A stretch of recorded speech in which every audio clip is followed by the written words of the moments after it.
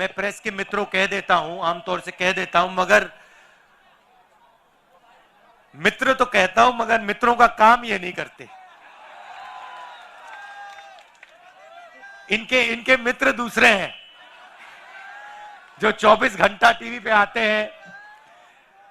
और हमारी मतलब यात्रा कन्याकुमारी से कश्मीर तक चल रही है, लाखों लोग आ रहे हैं, मगर मीडिया पे आपको नहीं दिखाई देगी। मगर नरेंद्र मोदी जी 10-15 कदम चल लिए तो 24 घंटा आपको टीवी में दिखेगा। मगर ये अच्छी बात है, ये देखिए अच्छी बात है, ये गलत बात नहीं है, ये खराब बात नहीं है। मैं इनके खिलाफ नहीं हूं, क्योंकि इनकी गलती नहीं है बेचारों की, इनके पीछे लगाम बांध रखी है, पीछे से कंट्रोलर है। तो देखिए ये मुस्कुरा रहे हैं बेचारे, कह रहे हैं आप बात तो सही बोली, देखो मुस्कुरा रही है, देखो ये देखो मुस्कुराए। तो देश की ये हालत है। पार्लियामेंट में हम बोलना चाहते हैं ना, पार्लियामेंट में बोलना चाहते हैं, कुछ रखना चाहते हैं, जैसे राफेल हवाई जहाज के बारे में, नोटबंदी के बारे में, जीएसटी के बारे में, देश में जो नफरत फैल रही है उसके बारे में। तो जानते हो क्या होता है? जानते हो? मैं दिखाता हूं, माइक ऑफ हो जाता है, देखो ऐसे, जो बोलना है बोलो, बोलते जाओ बोलते जाओ, बोलता कुछ नहीं, किसी को कुछ सुनाई नहीं देता। टीवी उधर कर देते हैं, स्पीकर साहब का चेहरा दिखता है और पार्लियामेंट में माइक ऑफ कर देते हैं। इसीलिए हमें ये यात्रा कन्याकुमारी से शुरू करनी पड़ी कश्मीर तक। और जो मैं आपको बताऊं, जो हमें सीखने को मिला, जो हमें सीखने को मिला, वो गाड़ी में, हवाई जहाज में, हेलीकॉप्टर में नहीं सीखा जा सकता है। कहां से सीखे हम? हिंदुस्तान की जनता से सीखे, किसानों से सीखे, मजदूरों से सीखे। अब देखिए, एक तरफ आपकी कुर्बानी, यहां अभी मैंने महात्मा गांधी जी की फोटो के सामने फूल रखे, ये आए, इन्होंने आपकी रक्षा की। उस समय भी हिंसा थी, उस समय भी इन्हीं लोगों ने हिंदुस्तान को बांटने का काम, नफरत फैलाने का काम किया था। और आप याद रखिए, योगेंद्र यादव जी ने कहा वो तोड़ेंगे और हम जोड़ेंगे। मगर जब वो बोल रहे थे, मैंने एक बात सोची, सही नारा है, हम वो तोड़ेंगे हम जोड़ेंगे, मगर इसके आगे एक कदम जाना पड़ेगा, हम तोड़ने नहीं देंगे। आप कोशिश करो जितनी करनी है, हम तोड़ने नहीं देंगे, एक सेकंड के लिए नहीं तोड़ने देंगे। जोड़ने की जरूरत नहीं पड़ेगी, क्योंकि हम टूटने नहीं देंगे, हम तोड़ने नहीं देंगे। और मैं आपको एक बात बताना चाहता हूं, देखिए एक मैसेज मैं आपको देना चाहता हूं। ये गांधी जी जो हैं, ये एक व्यक्ति थे, मगर इन्होंने हमें, इनके सामने हमने फूल क्यों डाले? हमने इनके सामने फूल इसलिए डाले क्योंकि ये एक सोच भी थे, ये सिर्फ एक व्यक्ति नहीं थे, ये एक सोचने का तरीका और एक जीने का तरीका था। और अगर आप गांधी जी को समझना चाहते हो, तो हिंदुस्तान में उस समय बहुत हट्टे कट्टे चौड़े लोग थे, मगर हिंदुस्तान का सबसे निडर व्यक्ति ये थे। तो अंग्रेज इनको डराने की कोशिश करते थे, डरते नहीं थे। जेल में डाल दिया, डरे नहीं।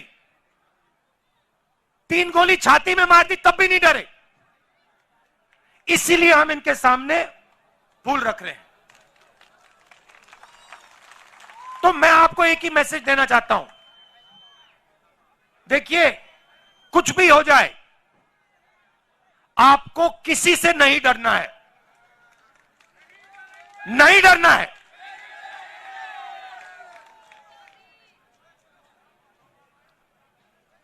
अब मैं आपकी सड़कों पे चला हूं। अब देखिए क्या हुआ या नहीं हुआ उसके बारे में नहीं बोलना चाहता हूं। अलग अलग राय हो सकती हैं। योगेंद्र यादव जी ने कहा कि जितना होना था नहीं हुआ, हुड्डा जी ने कहा कि काम हुआ। मुझे कोई फर्क नहीं पड़ता, जो बीते हुए समय में हुआ उसमें मुझे कोई इंटरेस्ट नहीं है। मैं आपको एक बात कह सकता हूं कि इन सड़कों पे मैं चला हूं और मुझे दिख रहा है कि यहां पे आज सड़कों की हालत खराब है, यहां पे आपको दर्द हो रहा है और यहां पे कमियां हैं। और जब सड़क पे से आदमी चलता है ना, देखिए इन्हीं सड़क पे आप आओ, मर्सिडीज गाड़ी में आओ, हेलीकॉप्टर से आओ, झटके नहीं पड़ते, घुटनों में दर्द नहीं होता। तो जब व्यक्ति 100-200 किलोमीटर आपकी सड़कों पे चलेगा, जैसे मैं चला हूं, जैसे अब हुड्डा जी चले हैं, जैसे अब योगेंद्र यादव जी चले हैं, बात गहराई से दिमाग में बैठ जाती है। उसके बाद कोई समझाने की जरूरत नहीं होती। तो मैं आपको यह कहना चाहता हूं कि यहां पे 2-3 चीजें बहुत साफ दिख रही हैं।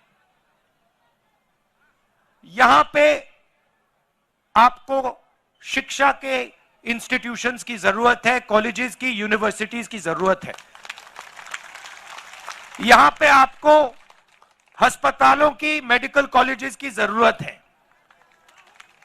यह सबको दिख रहा है और यह हमें भी दिखा है। तो मैं आपको एक बात कहना चाहता हूं कि हमारी सरकार आएगी तो जो आपका हक है, चाहे वो ये अच्छी सड़कें हो, चाहे ये अस्पताल हो, चाहे आपके लड़कियों के लिए, बच्चों के लिए कॉलेज और यूनिवर्सिटी हो, वो हम आपको करके दे देंगे।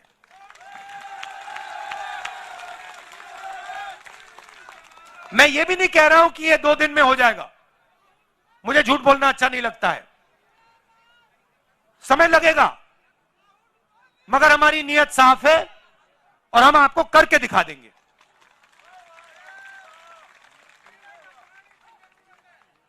पीने के पानी की जरूरत है, यूनिवर्सिटी की, सच्ची सरकार की। अब भैया ये तो आपको मोदी जी से बात करनी पड़ेगी। महंगाई की मोदी जी से बात कीजिए, बेरोजगारी की मोदी जी से बात कीजिए। अच्छा, यात्रा हमने शुरू क्यों की? क्योंकि लोकसभा में हमारी बात नहीं सुनी जा रही थी। जैसे मैंने आपको कहा, माइक ऑफ कर देते हैं और देश में ये डर और नफरत फैलाने की कोशिश कर रहे हैं। नोटबंदी हो, गलत जीएसटी हो, कोविड के समय इन्होंने जो काम किया, ये सब जो कमजोर लोग हैं, गरीब लोग हैं, किसान, मजदूर, छोटे दुकानदार, छोटे व्यापारी, इनको चोट पहुंचाने के लिए करते हैं ये लोग। इनका लक्ष्य 3-4 अरबपतियों की मदद करने का है। मैं आपको एक छोटा सा उदाहरण देता हूं। इन्हीं सड़कों पे, मध्य प्रदेश में नहीं, राजस्थान में मुझे किसी ने बताया कि अगर आज हिंदुस्तान में आप मैदा, गुड़, ऐसी चीजें बेचो, तो अगर आप 25 किलो से कम बेचते हो तो आप पर जीएसटी लग जाती है, और अगर आप 25 किलो से ज्यादा बेचते हो तो जीएसटी माफ हो जाती है। अब आप सोचिए, जो छोटा व्यापारी है जो 25 किलो से कम बेच रहा है उस पर इन्होंने जीएसटी लगा दी, और जो अरबपति है जो 25 किलो से ज्यादा हजारों लाखों किलो बेच रहा है उसकी इन्होंने जीएसटी माफ कर दी। नोटबंदी और जीएसटी ये पॉलिसियां नहीं है, ये हथियार है, ये छोटे व्यापारियों को मारने के हथियार है। और ऐसे ही इन्होंने एक और नया हथियार निकाला था, ये जो उनके किसान के खिलाफ 3 काले कानून थे। नोटबंदी और जीएसटी छोटे व्यापारियों को मारने के हथियार थे, और ये इनको जो 3 कानून थे ये किसानों को मारने के, मजदूरों को मारने के हथियार थे। और हिंदुस्तान के सारे किसान खड़े हो गए, कहते नहीं, हम नहीं मानेंगे। और आपने एक चीज देखी होगी, नरेंद्र मोदी जी का आप चरित्र समझिए, जैसे ही कोई उनके सामने खड़ा हो जाता है, चाहे वो किसान हो, जैसे किसान आंदोलन में हुआ, चाहे वो जमीन अधिग्रहण बिल के बारे में हो, जैसे ही कोई उनके सामने खड़ा हो जाता है नरेंद्र मोदी घूम के उल्टे भागने शुरू कर देते हैं। आप पहचानो, जब भी कोई भी उनके सामने खड़ा हो जाता है नरेंद्र मोदी मुकाबला नहीं करते हैं, भाग जाते हैं, मैदान से निकल जाते हैं। मैंने प्रेस वालों से की बात की, मैंने कहा ये हमारे मित्र नहीं है, ये जूनियर लोग मित्र हैं, मगर जिन्होंने इनकी लगाम पकड़ रखी है वो मित्र नहीं है। आप देखो मेरे कितने प्रेस कॉन्फ्रेंस होते हैं, हर 5-10 दिन मेरा इनके साथ प्रेस कॉन्फ्रेंस होता है, जो भी सवाल इनको पूछने होते हैं पूछ लेते हैं। आपने नरेंद्र मोदी जी का कभी प्रेस कॉन्फ्रेंस देखा है इनके साथ? देख ही नहीं सकते, क्योंकि उन्होंने कभी किया नहीं है, क्योंकि इनके सामने खड़े ही नहीं हो सकते। वो सब पे लगाम बंधी हुई है, मगर उनको यह नहीं मालूम कि यार एक घोड़ा निकल ना जाए, एक घोड़ा लगाम खोल के भाग ना जाए, प्रेस कॉन्फ्रेंस में मुसीबत हो जाएगी। तो आप उनको पहचानिए। और ये सिर्फ नरेंद्र मोदी जी नहीं है, ये आरएसएस के सब लोग ऐसे हैं, ये नफरत फैलाते हैं, मगर ये डरते हैं, हिंदुस्तान की जनता से डरते हैं, हिंदुस्तान के गरीब लोगों से डरते हैं, हिंदुस्तान के किसान से, मजदूर से डरते हैं। तो ये आपको मालूम होना चाहिए, और इनसे कोई डरने की जरूरत नहीं है, ये कुछ नहीं कर सकते आपका। और मैं हिंदुस्तान के हर व्यक्ति से कह रहा हूं, डरने की कोई जरूरत नहीं है। यह देश डरपोकों का देश नहीं है, यह वीरों का देश है, यहां कोई नहीं डरता।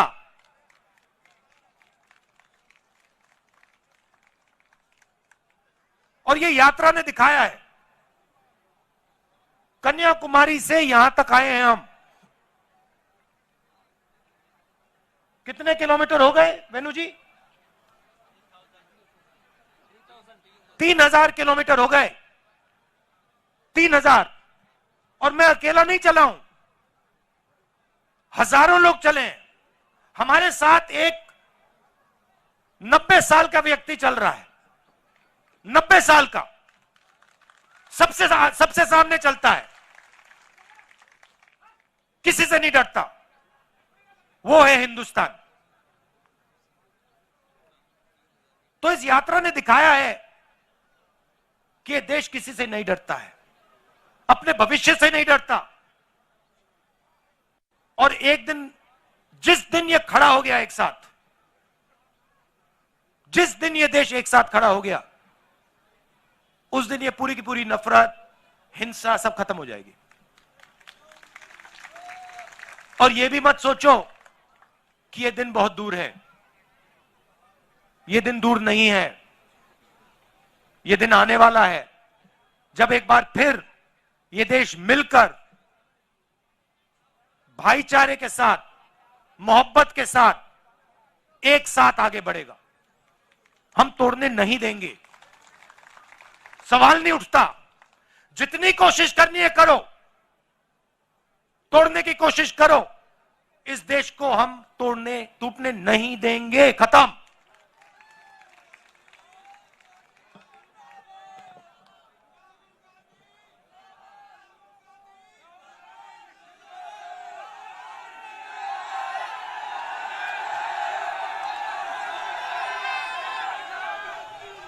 तो ये जो यात्रा है कश्मीर तक जाएगी। अब इन्होंने नया आइडिया निकाला है। मुझे चिट्ठी लिखी कि कोविड आ रहा है, यात्रा बंद करो। कोविड आ रहा है, यात्रा बंद करो। अब भैया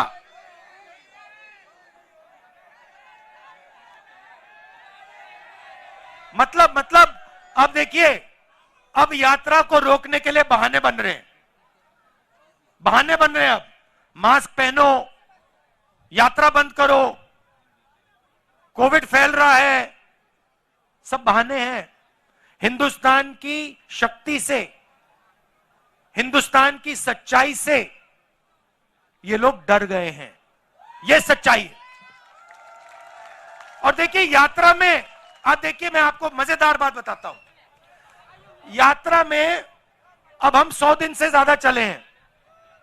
इसमें हिंदू, मुसलमान, सिख, ईसाई, हर जात के लोग, महिला, पुरुष, बच्चे, 5 साल के बच्चे, सब चले हैं। इसमें किसी ने किसी से नफरत नहीं की। मैंने अपने आंखों से देखा है। लाखों लोग चले हैं। किसी ने किससे ये नहीं पूछा कि भाई तुम्हारा धन क्या है, तुम कहां से आए हो, कौन सी भाषा बोलते हो, किसी ने नहीं पूछा। 24 घंटा इस यात्रा में लोगों ने एक दूसरे का आदर किया, गले लगे, हाथ में हाथ लेकर यह यात्रा चली है। और दूसरी बात देखो, इस यात्रा में धक्का लगता है, कोई गिर जाता है। जैसे कल हमारे पीसीसी प्रेसिडेंट गिर गए। आप इनसे पूछो, 1 सेकंड नहीं लगा, 7-8 लोगों ने इनको उठा दिया 1 सेकंड में। किसी ने यह नहीं पूछा भैया आपका धर्म क्या है, आपकी जात क्या है, तो नाम क्या है, क्या करते हो ना। हिंदुस्तानी हो, उठा देंगे आपको, नीचे नहीं गिरने देंगे। ऐसी सरकार हमें चाहिए जो हर हिंदुस्तानी की रक्षा करे, किसान की रक्षा करे। किसान के सामने मुसीबत आए, एकदम पूरा का पूरा हिंदुस्तान घूम के उसकी रक्षा करे। मजदूर के सामने मुश्किलें आई, एकदम हिंदुस्तान, पूरा का पूरा हिंदुस्तान अपने मजदूरों की मदद करे। ऐसा हिंदुस्तान हम चाहते हैं। ये आरएसएस का, नरेंद्र मोदी का नफरत भरा हुआ हिंदुस्तान नहीं चाहिए हमें। हिंदुस्तान के किसी को नहीं चाहिए।